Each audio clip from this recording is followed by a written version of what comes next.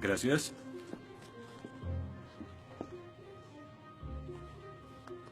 Disculpe, señor... Wheaton. Josh Wheaton. Señor Wheaton, ¿le pasa algo? No puedo hacer esto. No puedo hacer lo que pide, soy cristiano. No, no se preocupe, aún puede regresar a su dormitorio, arrodillarse y orar al lado de su cama si quiere. Lo que haga con su vida es su problema, pero lo que haga aquí en la clase es el mío. Yo no puedo. Muy bien, señor Wheaton. Déjeme explicarle la alternativa. Si no puede admitir que Dios está muerto para el propósito de esta clase, entonces tendrá que defender la antítesis de que Dios no está muerto y será enfrente de la clase, en el atril. Y si falla, que de hecho lo hará, perderá esta sección que equivale al 30% de la nota final de este curso. ¿Lo acepta? ¿Quién decide si gano o pierdo la discusión? Pues yo lo haré. Es mi clase. Yo dirijo. La evaluación es mi privilegio. Con todo respeto, pero no creo que sea objetivo. ¿Y qué es lo que propone? Bien... ¿y qué tal ellos? Bien, es interesante, pero ¿por qué darles el poder a ellos? Ya los convenció. Lo que debo hacer es desconvencerlos, para que admitan su error.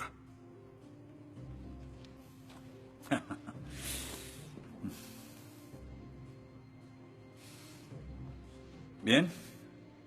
Señor Wheaton, tendrá 3 sesiones los últimos 20 minutos de las próximas 3 clases para que exponga su punto. Le prometo que haré las menores interrupciones posibles. Puede pedir lo que quiera en la clase, pero no le daré más tiempo. Los ateos dicen que nadie puede probar la existencia de Dios. Y tienen razón. Pero yo digo que nadie puede refutar que Dios existe.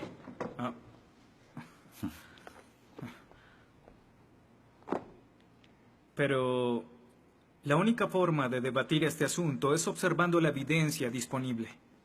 Y es lo que vamos a hacer. Pondremos a Dios en un juicio. Con el profesor Radisson como fiscal y yo como el abogado defensor. Y ustedes como el jurado. La mayoría de cosmólogos están de acuerdo con que el universo empezó hace 13.7 billones de años en un evento conocido como la Gran Explosión.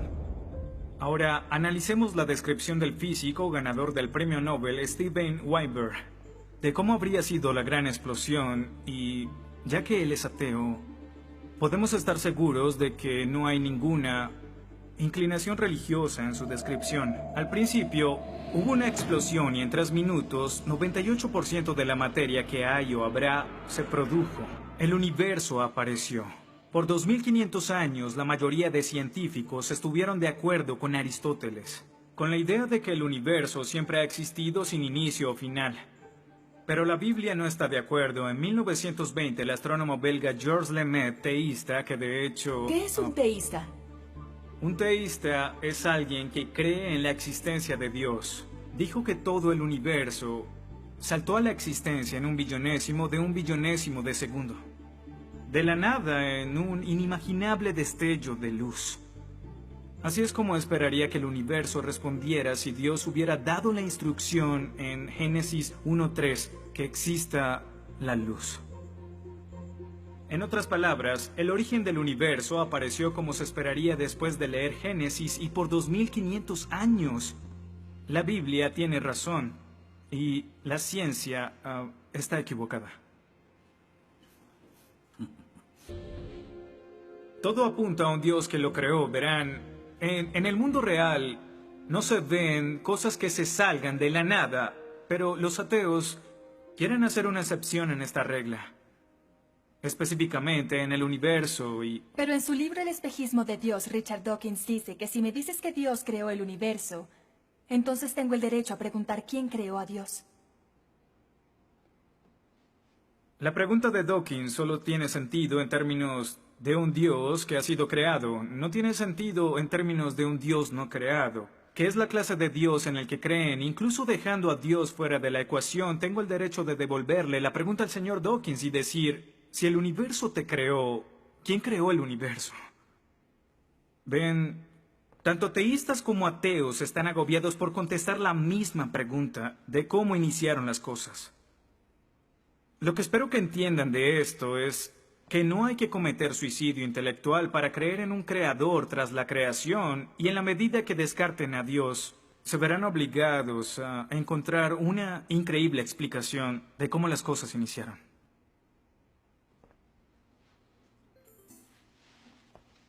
Me imagino que estás satisfecho con tu presentación. Veo que astutamente evadiste el hecho de que Stephen Hawking, el científico más famoso del mundo y no es teísta, recientemente estuvo a favor de un universo autodiseñado. No lo evadí, simplemente... Simplemente no lo sabías.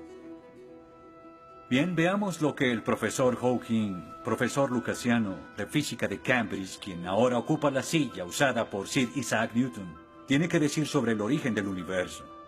Y cito: ya que hay una ley como la gravedad, el universo puede y se creará de la nada. Creación espontánea es la razón. Hay algo en lugar de nada. Por eso es que el universo existe. Nosotros existimos. No es necesario invocar a Dios para tener al universo en movimiento. Final de la cita. Nunca ibas a mencionar su comentario, pero su opinión se mantiene. ¿Qué respondes?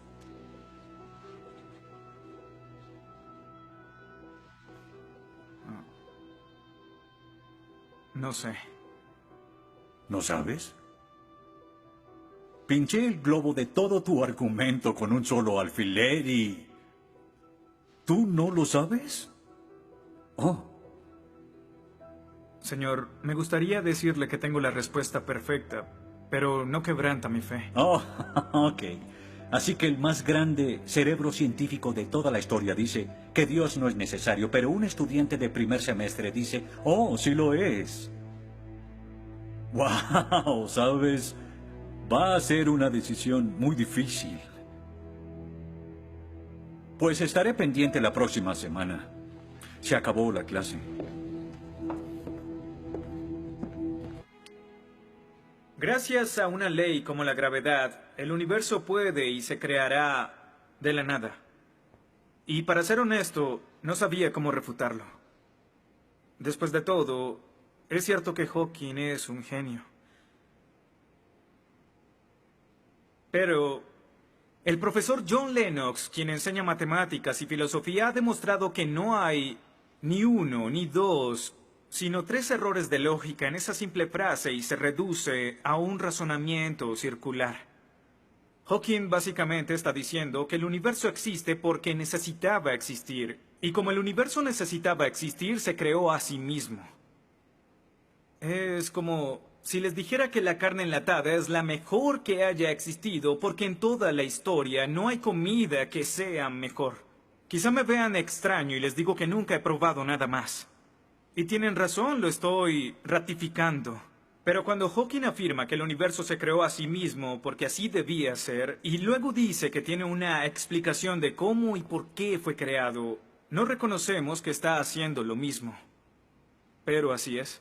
Continuando con Lennox, sandeces se quedan en sandeces, aunque sean dichas por un famoso científico. Y el público asuma que son declaraciones de la ciencia. Este es el tope de la arrogancia. ¿Me estás diciendo que tú, un estudiante, afirma que Stephen Hawking está mal? No. Lo que digo es que John Lennox, profesor de matemáticas y filosofía, encontró que las razones del profesor Hawking son incorrectas. Y si no soporta mi desacuerdo con Hawking, le sugiero que vaya a la página 5 de su libro, en donde insiste en que la filosofía está muerta. Y si está tan seguro de la infalibilidad de Hawking y la filosofía realmente está muerta, entonces no hay necesidad de esta clase. El mal. Se dice que el mal es el arma más potente del ateísmo contra la fe cristiana. Después de todo, la existencia del mal nos lleva a una pregunta. ¿Y si Dios es tan bueno y tan poderoso, ¿por qué permite que el mal exista? La respuesta a esto es muy simple. Libre albedrío. Dios permite que el mal exista por el libre albedrío. Desde el punto de vista cristiano, Dios tolera el mal en este mundo por un tiempo para que un día todos los que eligieron amarlo estén con Él en el cielo, apartados del mal, pero con el libre albedrío intacto. En otras palabras, la intención de Dios con el mal es destruirlo un día. Oh, qué conveniente. Un día me desharé de todo el mal del mundo, pero hasta ese momento tendrán que lidiar con las guerras, holocaustos, tsunamis, pobreza, hambruna y sida. Que se diviertan. Luego nos enseñará sobre el absolutismo moral. ¿Pero por qué no? El profesor Radisson, quien claramente es ateo, no cree en absolutismo moral, pero en su programa dice que planea hacernos un examen en la última semana. Apuesto a que si consigo una A en el examen haciendo trampa, inmediatamente empezará a sonar como un cristiano, insistiendo que está mal hacerlo. ¿Y qué base tendría él? Si el propósito de mis acciones es lograr el éxito, entonces, ¿por qué no podría hacerlo? Para los cristianos, el punto de la moralidad, lo que constituye lo bueno y lo malo, es una línea directa que nos conduce hacia Dios. Oh, estás diciendo que necesitamos a Dios para ser morales, que una moral atea no es posible. No, pero sin Dios no hay una razón para ser moral. No habría un estándar para el comportamiento moral. Para los cristianos, mentir, robar, hacer trampa en un examen para lograr una calificación que no merezco está prohibido. Pero si Dios no existiera, según Dostoyevsky, este es el punto. Ahora, si Dios no existe, entonces todo es permitido. Y no solo es permitido, sino sin sentido. Si el profesor Radisson tiene razón, entonces nuestra lucha, nuestro debate, lo que decidamos aquí no tiene sentido. Nuestras vidas, nuestras muertes no serán diferentes a las de un pez dorado. Oh, qué ridiculez. Después de toda tu charla, ¿quieres decir que solo hay una opción? Creer o no creer. Así es. Eso es todo. De eso se trata todo. La diferencia entre su posición y la mía es que usted les quitó su elección. Les exigió que eligieran la casilla marcada con no creo. Sí, porque quiero liberarlos. Porque la religión es como un virus mental que los padres han heredado a sus hijos. Y el cristianismo es el peor de todos. Lentamente se mete en tu vida cuando estás débil, enfermo o indefenso. ¿La religión es una enfermedad? Sí. Sí, infecta todo. Es la enemiga de la razón. ¿Razón? Profesor, usted dejó la razón hace mucho tiempo. Lo que nos está enseñando aquí no es filosofía, ni siquiera es ateísmo. Lo que nos está enseñando aquí es antiteísmo. No es suficiente. Necesita que todos no creamos como usted. ¿Por qué no admites la verdad? ¿Quieres enredarlos en tu primitiva superstición? Lo que quiero es que tomen su propia decisión. Eso es lo que Dios no sabes quiere. cuánto voy a disfrutar reprobándote. Pero ¿a quién realmente quiere reprobar, profesor? ¿A mí? ¿O a Dios?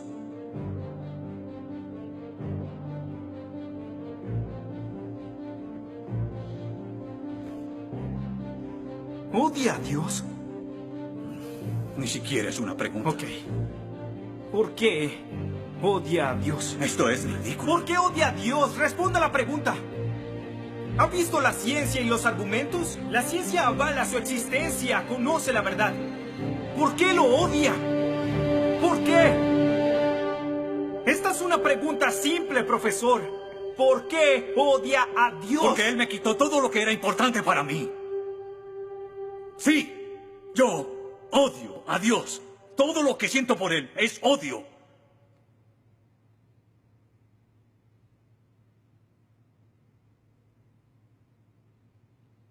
¿Cómo puede odiar a Dios si no existe?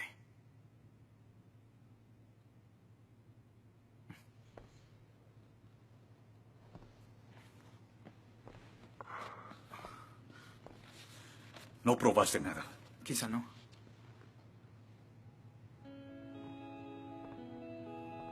Ellos deben elegir.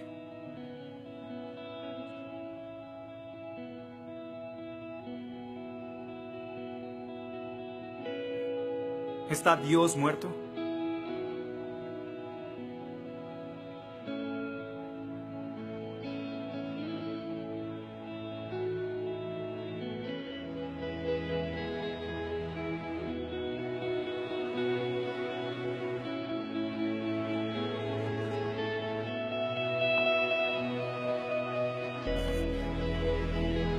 Dios no está muerto.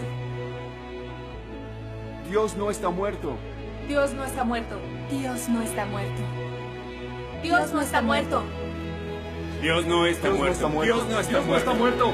Dios no está muerto. Dios no está muerto.